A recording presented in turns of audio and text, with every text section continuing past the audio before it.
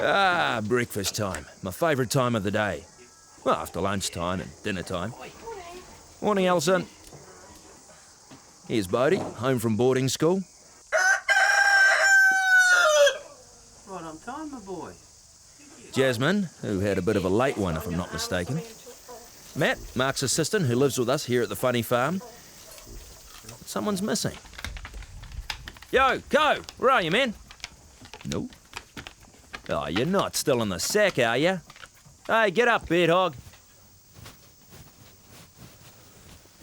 Yeah, hey, Herc, what's your problem? Problem? Me with a problem.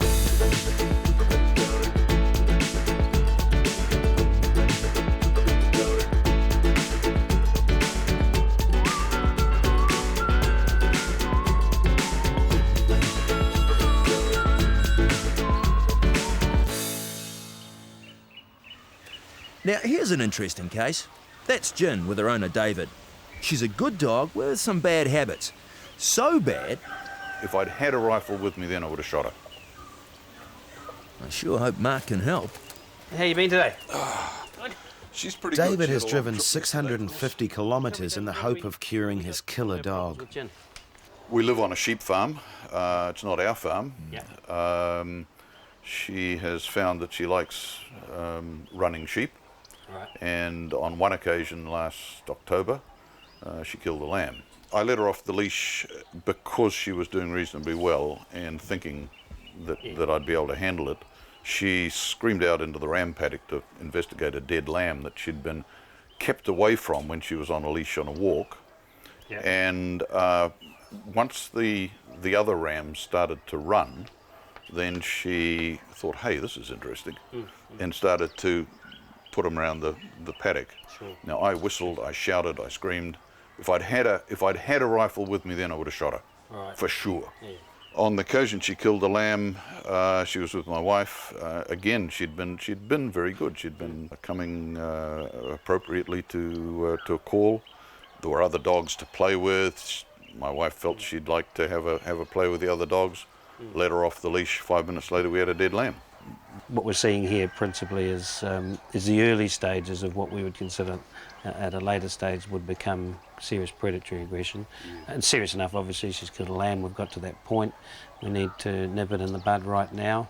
It is something that gets worse with experience. You know, if she's been out there doing it half a dozen times or 10 times, she'd be harder to treat. Yes. And if she'd been doing it with other dogs, it would make it worse too. They tend to pack on a situation like that. There aren't any other dogs that are going to operate that way. I mean, we live in a farming neighbourhood. That's right. If a dog chases sheep, it comes to sticky end very quickly. It does, yeah. And I mean, with this one here, seriously considered. Yes. Yeah, I mean, the choice is, do I go to the expense of getting her retrained, or do I take the cheap solution, which is a bullet? Yeah, yeah. Exactly. And well, I don't want to do that. No. She's obviously an important part of the family. I would do it if all else fails. If all else fails, yeah. There's only one effective technique that works with dogs like this is we set her up and we make it appear to her like the sheep are delivering a correction and are biting her back, basically, from her point of view. Come on, Jess. I reckon Mark's going to need your help for this one. And you guys, I want you to give us your best scared sheep impersonation, all right? What about me? I'm a goat. Well, think sheepish and just follow the others, you ninny. Nanny. Whatever. The first stage in the treatment is to take Gin down to the sheep paddock and find out exactly how fond of chasing them she is. So we're looking at how intense she is, and that'll tell us a bit more about the prognosis, how quickly she's going to respond. And there's about 10% of dogs out of the ones that we treat, and we normally treat the ones that have either killed or nearly killed. I don't think she's going to fit into that class, but we'll find out now. Hey, grass breath, get out of my way. I can't see what's going on. Gin likes sheep. A lot. So Mark is recommending a special collar that delivers a mild electric shock, making her think the sheep are biting back. The only comparison people normally know is electric fences. Sure. It's about 100th to 200th of that in terms of the the delivery. Oh, it's pretty mild yeah, then. Yeah, so it's pretty mild, and we can adjust it just at the level that suits the dog. You know, we've got 15 different levels. Okay. And we adjust it for the temperament of the dog. The treatment will take 3 weeks, and if it works, Jin's life will be spared. I've got my paws crossed for you, girl. Mark's always looking for new animal stars, and today he's checking out a pig with potential, Squealer, who lives with Sarah, a veterinary nurse who has her own menagerie. Squealer came from a farm that I visited as part of my job. She was probably a year old but looked a lot younger. Her mother had been killed and they hadn't actually realised until the neighbours had sort of said, there's a dead pig in the bushes and it's been there for a while.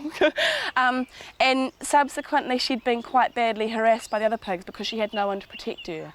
And she'd been reasonably badly gored a couple of times and also didn't really get a chance to get in with the food very much. So she was little and undernourished, and I met her in the paddock and saw how bullied she was, and she followed us around. I let her out as we left, and she followed us around the farm as we sort of went on our wander. And I threw her my horse truck and brought her home. On a scale of intelligence, it's been proven that pigs actually come above dogs. They're 10th in the scale if you take humans away, after the primates and the dolphins and that sort of thing. They can learn a ton of things. She knows various words. She knows out. Out! Bye! Mark comes prepared with a special training tool. Mellow puffs. Right. So this is pig training 101. So Squealer's got a nice gentle mouth, which is a good start for a pig because they normally don't. And so we're going to teach her a little sit command here and see if we can teach her. Good girl, Squealer. So holding the food high, so she necessarily needs to get out of the way, she says. Sit, sit, good, sit. Sit, good girl, good girl. And we feed her immediately, her bum hits the ground. Good girl. Okay, ready? Sit. Good girl, yeah. Who's going to be quickest? Hey, hey, sit, sit. Good girl. Well, what that took all about 2 minutes, so they must be pretty smart. Hey, must be pretty smart. That's as quick or quicker than a dog, that's for sure. Sarah is a lecturer at Unitech, and she's introducing Squealer to one of her animal welfare classes. Good morning, Sarah. Good morning, Squealer. Yeah, Sarah, what does it take to keep a pig? As long as you can source food, that's your big thing. I used to use the restaurant up the road until they closed down, but apart from that, she's great. She just sleeps in the garage and wanders around the house. What are the dangly bits? Those dangly bits are specific to koni pigs. They're basically just, it's like, you know, boxers have short noses, that sort of thing. Koni pigs have these little pouchy dangly bits. Mark's next test is to see how Squealer will perform in front of an audience. Sit. Good girl. Good girl. Well, if you're going to be a star, Squealer, you better come with me and I'll let you in on a few trade secrets. Squealer makes the grade and joins the 4,000 animals on Mark's books. His wife, Alison, however, is still confident she can keep the house an animal-free zone.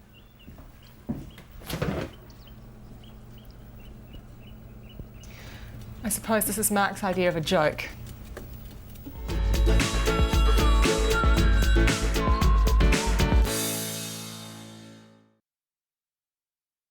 Now you may be wondering why Mark's office is strung with netting. Well, the answer's small and orange and fluttery. What we're doing here is we've got to learn how to work with the butterflies for the commercial we're doing down in Queenstown soon. We've got to get the butterfly to fly and land on the gill, and then she sends it off, and I think it goes to the cheese. It's also his shoulder, landing on his shoulder.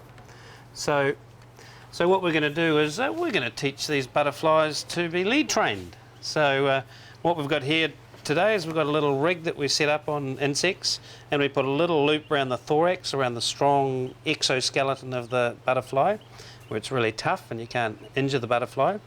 And we're going to run a very fine lead, which is a tungsten very fine lead that you won't see on camera, and you might see that close up, but you won't see from the way we're working them. And we're going to fly them through camera Must be about time for Mark to pop out to the fridge for a cold one. So where's the butterflies, mate? You got them? I thought you were getting them. Oh, what do I pay you for? Hey? Okay, I'll go and grab them. Talking. We'll get them out of the fridge. I see Cohen's putting Casper in charge of taking the notes. Possibly not one of his better ideas. Right. Butterfly by post. You'd be surprised, but the reason we keep them in an envelope like that is butterflies have very fine scales across their wings, and your finger movement and rubbing actually destroys those scales and decreases their ability to fly. Obviously our aim is to fly them and also to release them, so we don't want to injure the butterflies. So we're going to take this butterfly, it's cooled down and it's workable, so we're going to do it. The tricky part is getting the lead around the butterfly's body. What kind of knot are you going to do? No, I'm just going to use super glue, and I'm not going to get it on the butterfly, which is the most important thing. It's a bit easier putting a lead on a dog, isn't it? But Yep, and you don't even have to bung me in the fridge first. Did you know that monarch butterflies taste through their feet? When Really? you're sitting on flowers and stuff? I know they've got a highly complex foot. You can see the couple of little spines down there that they hold on to with. That's good info, Casper. Great to see you writing it all down. Okay, the lead's on there, that's all working, so we're going to try a little bit of a flight test and see if, whoop, there we go. Still a bit sleepy. Oh, that has gotta hurt. Here we go, we'll try up a bit high, Co. He does a little bit of a drop. Okay, straight towards me. Straight towards the light there. Show him how it's done, Casper. Atta boy. Casper's hungry. Okay. So this is a controlled rig from above the butterfly where we can land him actually on the cheese or on the shoulder. Or onto the head of the dog. So it's all about experimenting, really just finding the right apparatus that works for the different shots without it looking too false and with minimal effect on the butterfly. There you go, he's landed. They're smarter than you think, aren't they? Don't ever say you can't train a butterfly.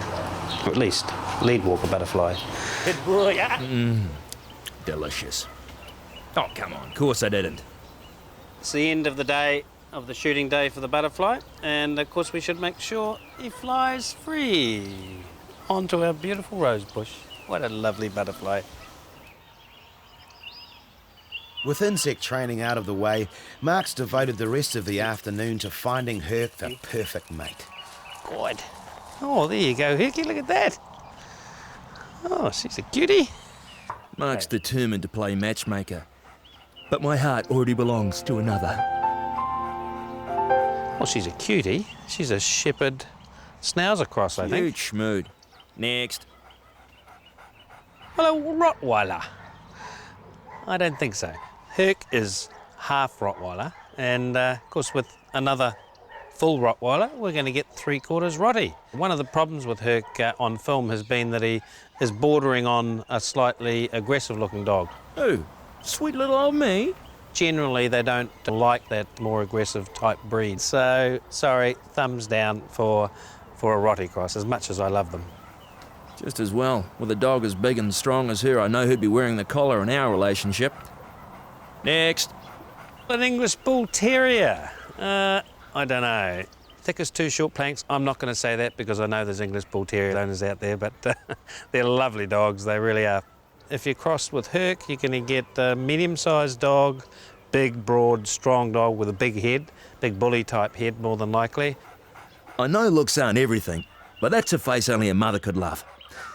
Last chance, Mark. Well, a chocolate Labrador. Love that breed. But again, one of the problems for film is the chocolate colour. So it tends to be a little bit dark for film. And with Herc, it's going to throw... Throw? Throw what? Throw where? Well, I think it will throw pretty dark and pretty plump, I'd expect. The lab can be prone to overweight. Oh, no need to get personal, mate. Hello? Anyone home? No, I think thumbs down again. What do you think? Oh, if only I could show you what I think. It's hopeless. I'm sure this is the place. There'll never be one like her. I'm out of here. Ooh, excuse me, mister. I'm looking for a hunter. Tall, dark, great whiskers. Ooh. Oh, well, isn't this a beautiful wee dog? This is a New Zealand heading dog. And the heading dog is the one that does the gathering, the circling around and bringing the sheep back using eye, sometimes called an eye dog as well, derived from the Border Collie, crossed with Herc, Huntaway cross, of course. And when you cross the two, you get what's called a handy dog. And that's a dog that can both head and hunt. Well, it might not make exactly a body double, although you never know if it throws much closer to Herc, we might get something like that, but would make a really handy dog for film set work and normally a really intelligent dog as well. So I think she's the best of the bunch, and I think you're going to be lovely. So, it's a date. Bring him around in a few weeks. A girl's got to play hard to get. With the perfect mate found, all Mark has to do is set the date.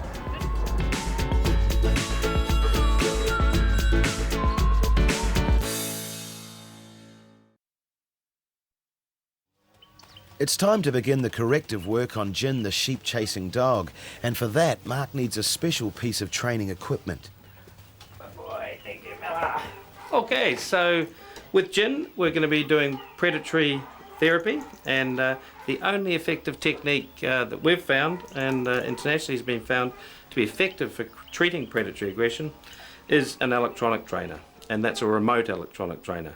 The important thing to understand about the electronic trainer is that it delivers what's called a safe electronic stimulation or mild shock at the level of about 200th of an electric fence, which means it gives us the facility to appear to correct the dog from the sheep. So the dog thinks the sheep's doing it, and that's the important thing. If we appear to be involved in the correction at all, then the dog's going to associate with us and only stop doing it when we're present. We also don't use these types of things unless we can use them on ourselves. So we're going to show you how it works. We're on the staff. Matt's going to be my guinea pig. Oh, there's one born every minute. So this is the transmitter, this is the correction device, and you'll notice with Matt a little bit of a tickle there, once more. So what that feels like is just a pin-prick grab from the contact points. Nothing like electric fence, that's for sure. Oh, don't look now, girls, but they're back. Thank you. But this time the flock have the upper hand. The cunning little device around Jin's neck will make her think these sheep have teeth. Right.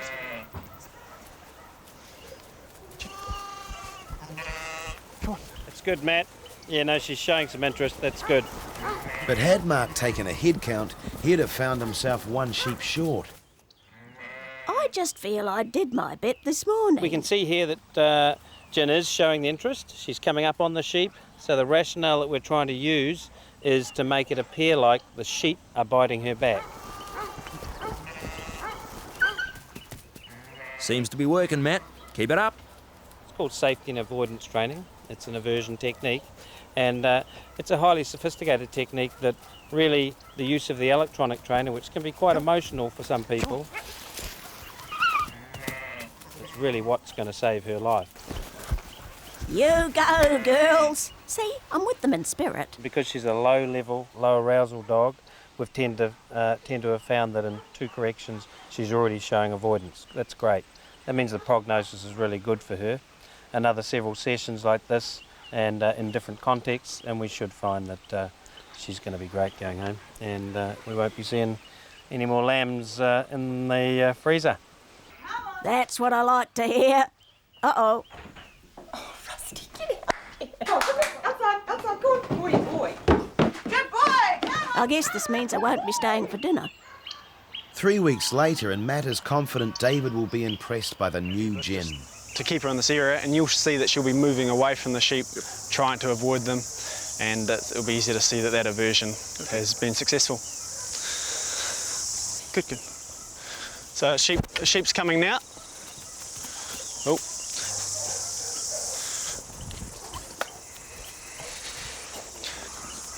Look at her. She's scared sheepless. Are we ready? And watch. I'm a dog warrior. Oh, it's a big change, and I'm really impressed with the avoidance of sheep, I'm going to feel a lot more comfortable back home now. But we were actually very close to putting her down because there were so few options left to us. So this was clearly an opportunity which we wanted to take, and we did. And I'm very happy with the way it's turned out, yeah. The main thing for you to really realise now is there's a month's consolidation at home. You'll have the remote trainer with you to reinforce the work. Right. And certainly by the end of that month, I'm sure she'll be great. Great. That's yeah, great. I'm pleased with her. That's really saved her life, I think, isn't it? Yes, it has. And she's a real sweet dog. She is. Yeah, no, we've fallen in love with her, haven't we? Okay. Off home, eh? Let's go.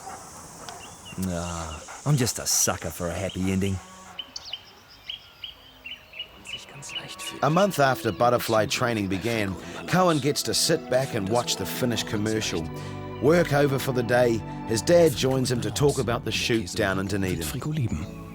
So how did the butterfly shoot go, Dad? Really well. The actress was really good, and the environment was good once the wind settled down. We had some trouble with the wind initially.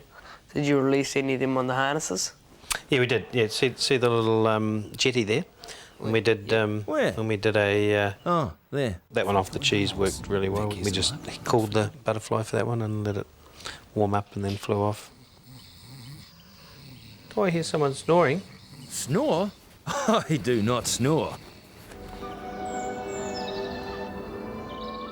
And that shot there, where it landed on the side of her head, was a hit and miss one. How many butterflies did you take down? We took 70 down. How many did you use? We used about 15, but we re-caught some of them, and so effectively we probably used about 35. What did you do with the leftovers? Well, the good thing about it was during the time we were there, there was a public kind of push to breed and release butterflies. So we took them into town where the gardens were and did a release in there. That's pretty weird, Dad. Did they come all the way over here from Germany? Yep, Germany. Yeah, they were all the main crew. Why did they do it over here? Why didn't they do it over there? Because it's cheaper to do it here, and the best butterfly wranglers in the world are here. Why didn't they use them? Nice one, Cohen.